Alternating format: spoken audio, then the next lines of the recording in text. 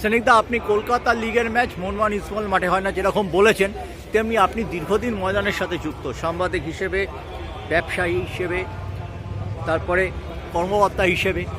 আমরা গোটা ছিল, কিন্তু এই যে অর্গানাইজ বেটিং চক্র, ম্যাচ ফিক্সিং, এটা যে ইদানিংকালে দেখা যাচ্ছে এবং কলকাতা পুলিশের রিপোর্টে উঠে আসছে, এবং একটা সম্প্রচারকারী চ্যানেলকে তারা দায়ী করছে, সন্দেহের ঊর্ধ্বে নয় বলছে, হাইকোর্টে তারা সেই রিপোর্ট জমা দিয়েছে। এটা যখনই কোনো খেলার মধ্যে বেটিং এবং পয়সাটাই প্রাধান্য হিসেবে আসে, আর খেলাধুলার প্রতি ভালোবাসা যদি না থাকে, তাহলে খেলাধুলার উন্নতি সম্ভব নয়।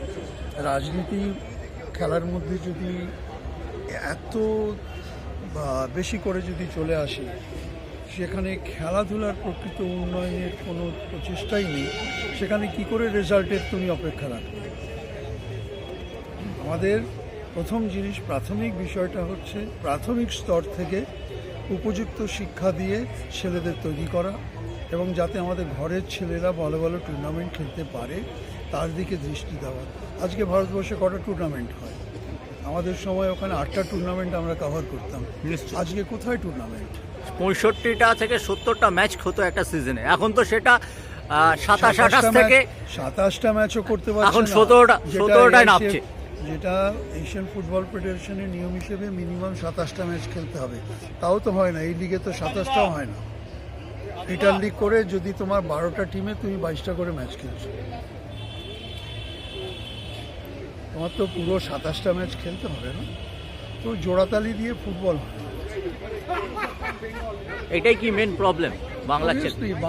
বাংলার প্রথম পরিকাঠামো স্কুল লেভেল থেকে করা উচিত। প্রশিক্ষণটা স্কুল লেভেল থেকে দিতে হয়। 16 বছর বয়স অবধি স্কুলে, ক্লাস 10 অবধি আমাদের স্কুল যেরকম অন্যান্য সাবজেক্টগুলো যেরকম হয়, ফুটবলটাকে যদি উন্নতি করতে হয় তো সেভাবেই আসতে হবে। এটা ছাড়া অন্য কোনো শর্টকাট কিছু নেই। 10 বছর অপেক্ষা করতে হবে। প্রত্যেক স্কুলে ভালো মাস্টার রেখে, যারা লাইসেন্স কোচ, তাদেরকে ওখানে রেখে ওখানে ট্রেনিং দিলে পরে 10 বছর পরে রেজাল্টটা পাওয়া যাবে। অনেক ধন্যবাদ। শর্টকাটে কিছু করা যায়। শর্টকাটে